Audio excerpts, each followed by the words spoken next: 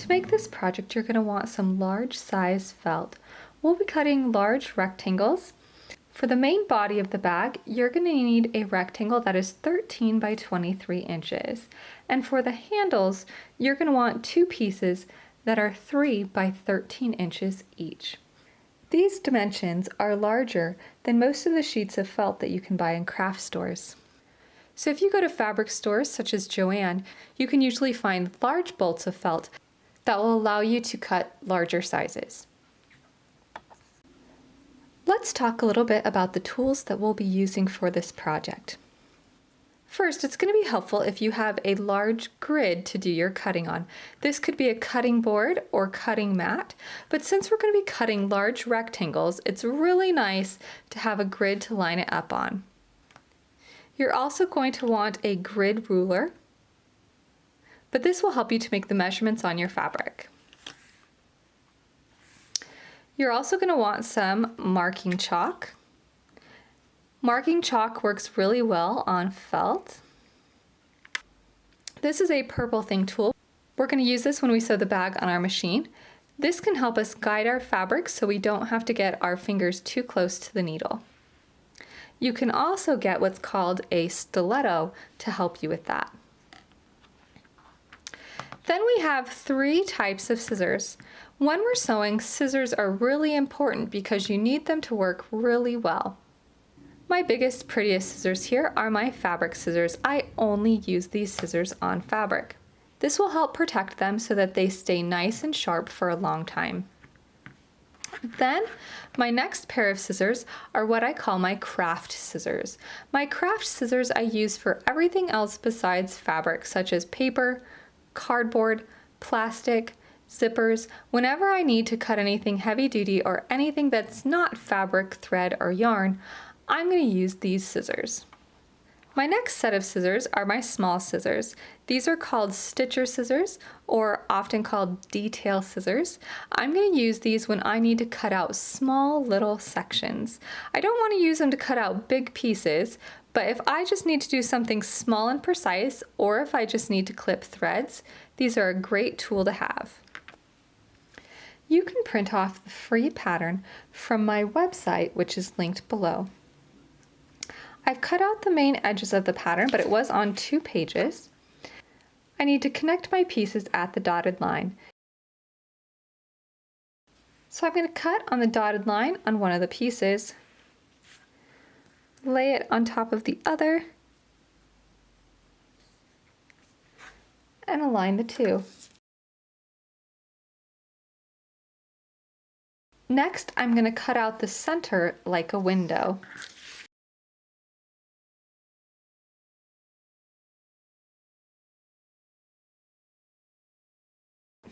I'm going to start by cutting out the black felt for my handles. The first thing I want to do is make sure that I have a right angle. So here at the edge, I want to have a nice sharp corner. I'm going to take one edge of my felt and I'm going to line it up exactly with a line on my grid. And I'm going to make sure that this corner here is also exactly on a corner. Then I'm going to take my ruler and I'm going to align it with that corner.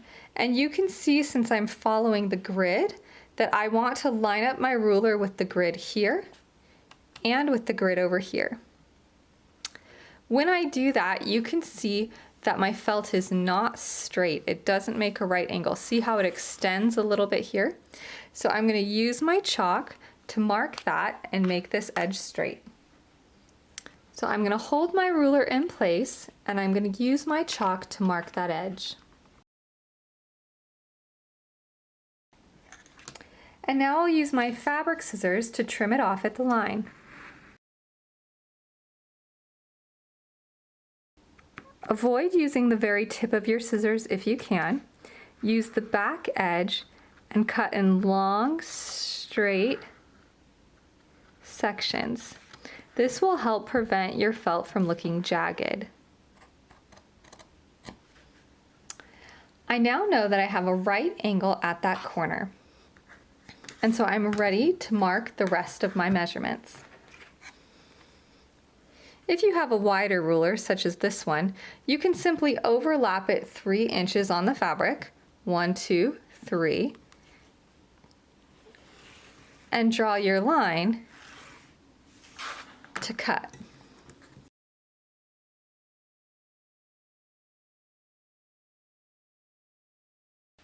If your ruler is smaller than 3 inches wide, such as this one, you're going to overlap it 3 inches and make your mark. Go to the other end and overlap it 3 inches and do your mark again. Then lay your ruler connecting your 2 marks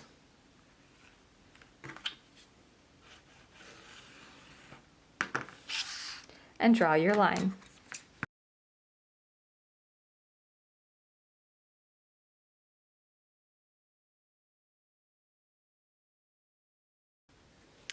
I now have 2 rectangles that are 3 inches wide. Now I need to make sure that they are 13 inches long. So starting from my straight side, I'm going to measure 13 inches from the end, line it up, and draw my guide. If you have the big ruler, you do the same. Overlap it 13 inches, measuring from the end that has the 1. Draw your mark and trim off the ends.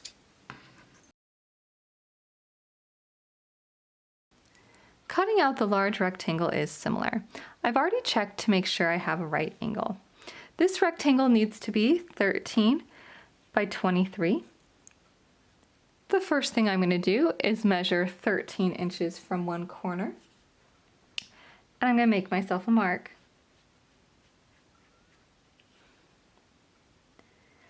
Then I'm going to measure down 24 inches. The grid that I'm using for my board is 24 inches. So I know that just 1 inch less than that is 23 inches. So I'm going to come over here to 23 inches and make my mark. I'm going to use my ruler and once again mark 13 inches down.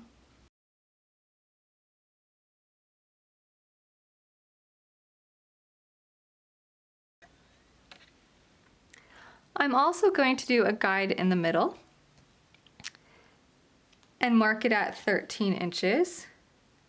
Since my ruler is less than 23 inches long, this will help me.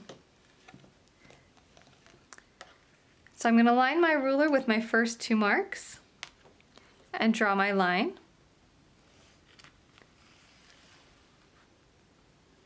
Slide my ruler over and align it with the next.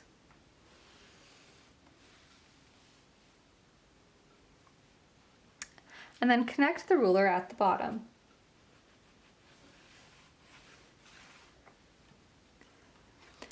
It's a good idea to check to make sure you have a right angle right there. So just lay your ruler over top and check to make sure that that's 90 degrees. Straighten out any lines that look crooked and trim your rectangle.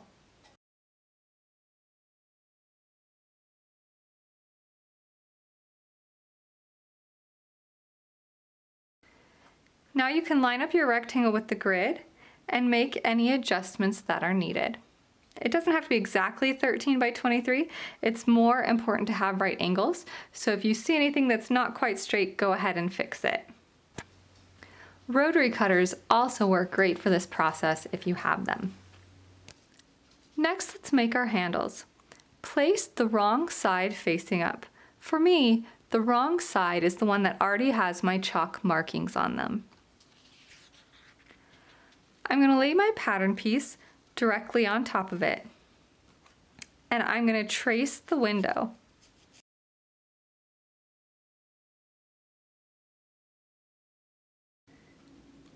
And I'm going to go ahead and cut that out.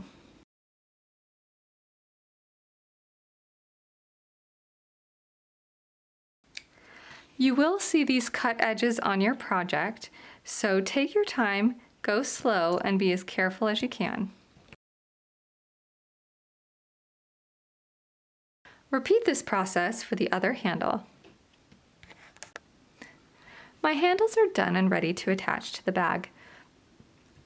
Lay your big rectangle right side up and take your handles and also place them right side up. So my side with the chalk is going to be touching the big rectangle. On the handles, you'll notice that there's one edge that's small and one edge that's wide. We want the big edge on the top of the bag, so when we place our handles on the ends, we're going to make sure that the big section is on the far side. So with the chalk side facing down, I'm going to put this on the end. Make sure the big section is toward the side and overlap it on top of your big rectangle. So it's exactly on top of my big rectangle. The raw edges of the handle piece line up exactly with the raw edges of the rectangle. And I'm going to do the same on the other side.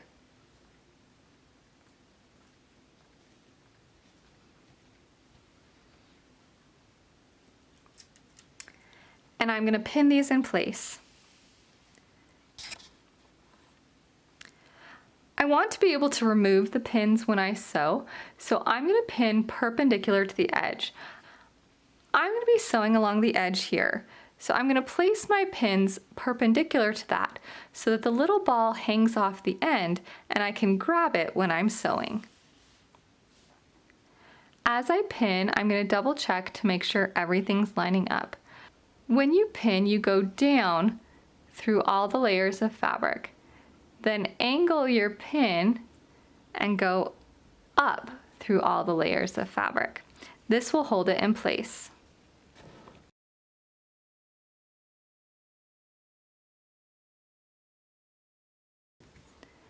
And I'm going to stitch along the two far edges with a 1/4 inch seam allowance. The first thing you want to do is make sure that your machine is set to the default stitch. On mine, that's stitch 0, 0. This is the needle position that aligns with your guides on your needle plate so that you can make sure that you get a correct seam allowance. So I have my stitch set to 0, 0. Since this is felt, it's really thick, so I'm going to change my stitch length. I've increased my stitch length to 3.5, and the first thing I'm going to do is test my stitches. So I have some scrap felt here, and I'm just going to test it to make sure it looks nice. And I'm going to be using a 1/4 inch seam allowance when I sew my project, so that's what I'm going to test with here. On my machine, my needle's at 0. The first dash here is 1/8 of an inch, and the second dash here is a 1/4 inch, which is just a bit less than the clear plastic window. I like to start with my needle down, and I like to hold my thread tails towards the back to prevent any tangles. And I'm going to start sewing.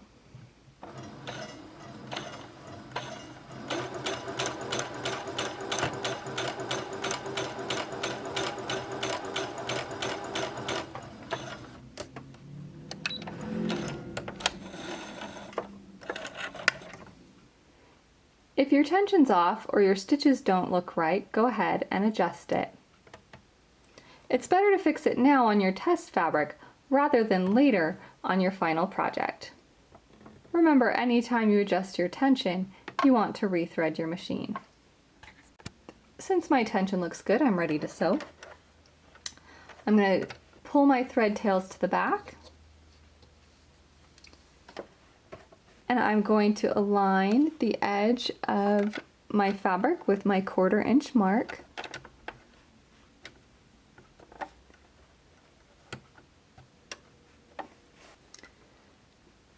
So my 1/4 inch mark is right here just before the edge of the plastic window. I'm going to hold my thread tails and put my needle down. I also want my needle to be about a 1/4 inch away from the edge of the fabric. And I'm going to remove my first pin. If you need help guiding your fabric as you go, you can use your purple thing to help your fabric lay flat. I normally would use black thread for this, but I'm going to be using pink so that you can see the stitches, but black thread would blend in more if you don't want to see them. I'm going to start by doing a back stitch, so I'm going to hold down my back stitch button and go back a few stitches.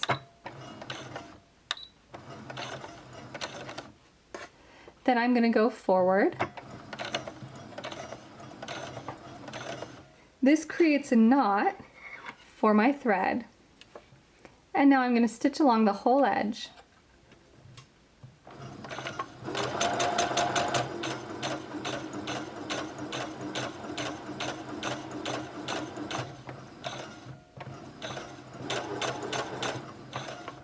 When you see a pin coming up, stop, slide the pin out, and then keep going.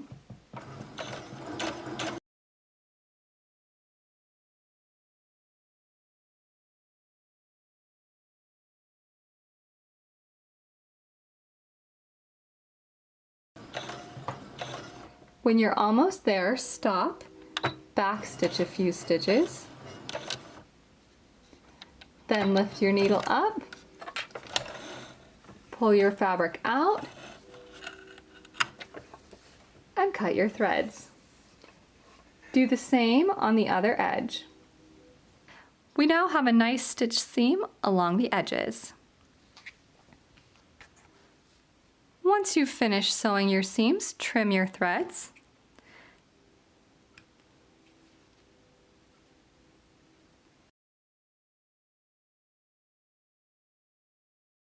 Trimming your threads after every seam will help give your project a nice finished look and could help prevent messy tangles later.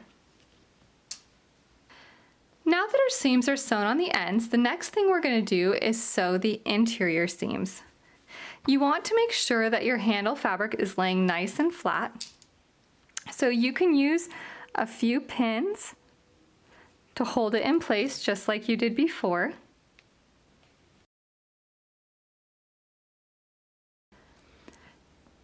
The interior edges can be a little bit trickier to sew because you have to position them differently in your sewing machine.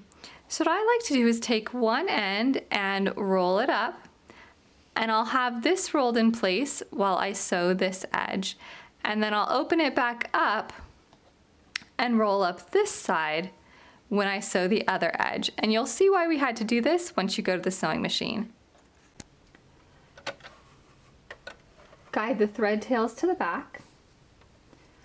Place the rolled up edge of your bag towards the inside of the machine. And line up the edge of the handle felt with your mark. Place your needle down, back stitch,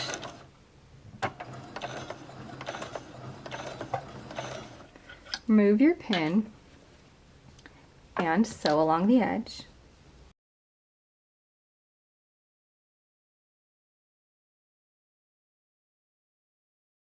Repeat for the other side. Trim your threads again. We've now sewn the exterior and interior edges of our handles. The next thing we're going to do is sew around the rectangle. Sewing around the rectangle can be a little bit tricky. We basically want to sew a border that's 1/4 inch wide around our handle space. So when we do the rectangle, we want to start it 1/4 inch away and 1/4 inch over. So my purple thing tool here has this edge 1/4 inch wide. So I'm going to poke a pin right there, right where that pin enters my fabric. I know that that's where I have to start my rectangle. And then I'm going to sew around. I'm going to do the same thing for both handles. I'm going to use a 1/4 inch seam allowance again.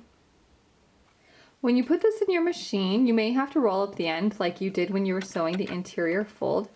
And I'm actually going to turn my pin and angle it this way. I think it will be easier for me there, but I kept the point where it entered the fabric the same.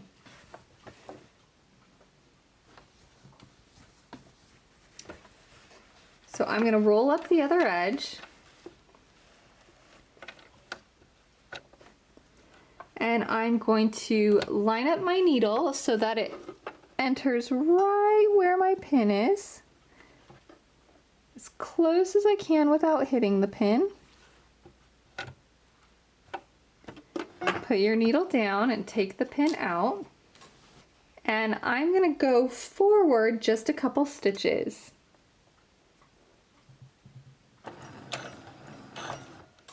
And now I'm going to go backwards the same number of stitches for my back stitch. And then here we go, I'm going to stitch around.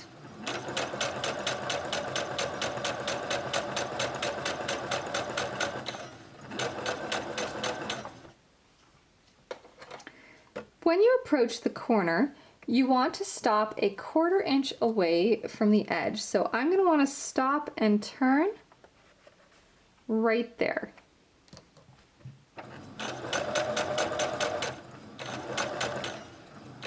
So I'm going to slow down. I'm going to stop right before my pin, lift up my foot, turn, make sure your needle's down when you do this, lower the foot, and keep sewing. And when I get to the next corner, again, I want to stop a 1/4 inch away. So I want to stop right here.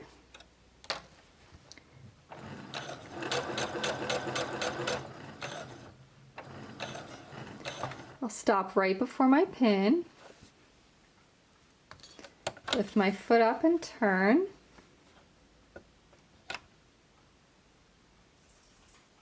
Oh, it's a little small. I think I need to go one more stitch.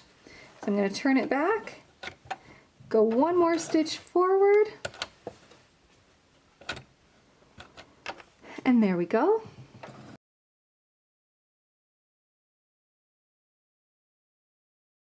You should now have a rectangle around your handle and repeat on the other side. Now that I've stitched around the opening, I'm ready to cut this section out. I like to use my detail scissors to do this. I'm just going to cut out the pink felt. I want my opening to be the same size as the opening in the black felt. I'm just going to go slow and take my time and make this as exact as I can.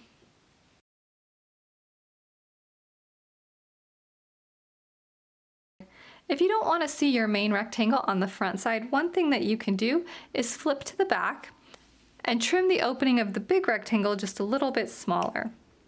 If you do decide to do this, you have to be really careful because you don't want to cut any of your handle fabric. You only want to cut the main rectangle. So you have to be really precise if you do this, because you'll want to move the handle fabric out of the way when you cut. And you don't want to do it that much smaller, just a little bit smaller. You still want a good amount of space between the edge of the fabric and your stitches.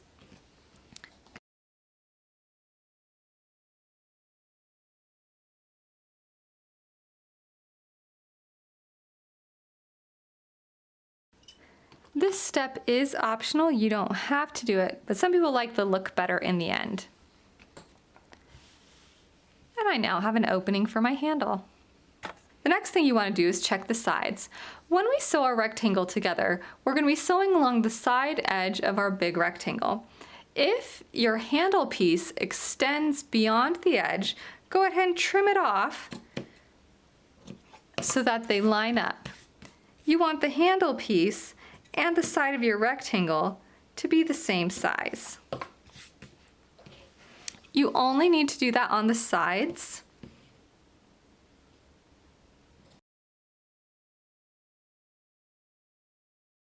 This will help us make sure that our seams are secure when we sew the sides. Now that the handles and side edges are prepared, take your rectangle and fold it in half with right sides together.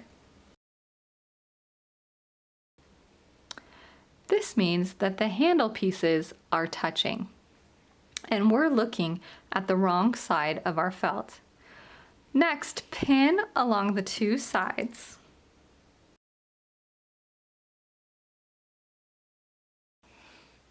Sew along the two side edges with a 1/4 inch seam allowance. And we'll again be using a stitch length of 3.5.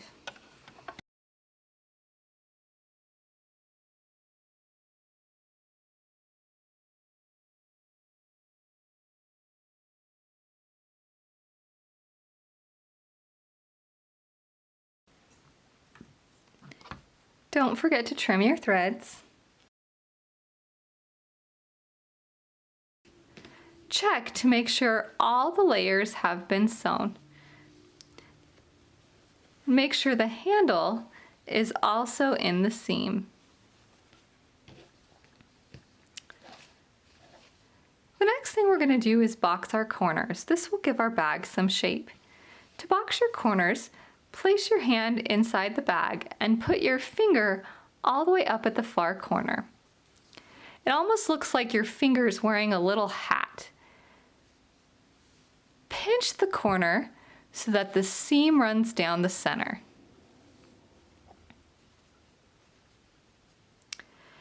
You want the seam to be vertical and right in the middle.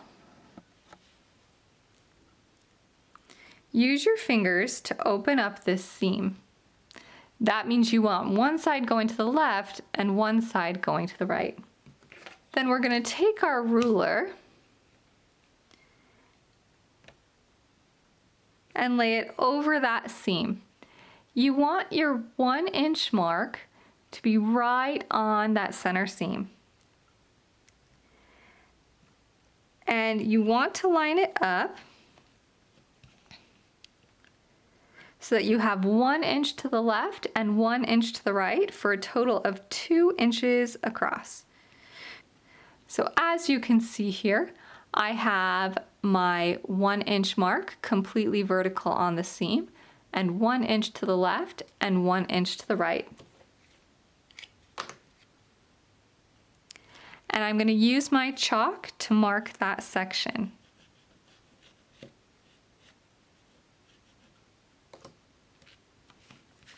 And I'm going to sew across this line. So I'm going to use a couple pins to hold it in place.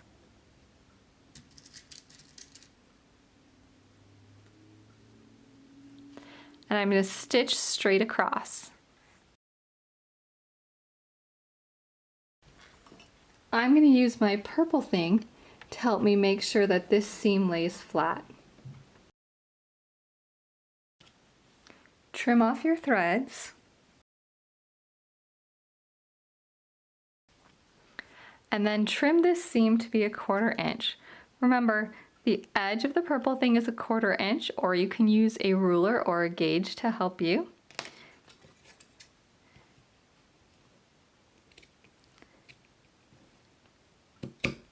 You don't want to get too close to your stitches because if you do, you could accidentally create a hole.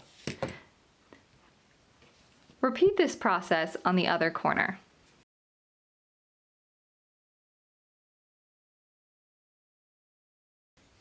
Make sure you've trimmed off all your threads and turn your bag right side out.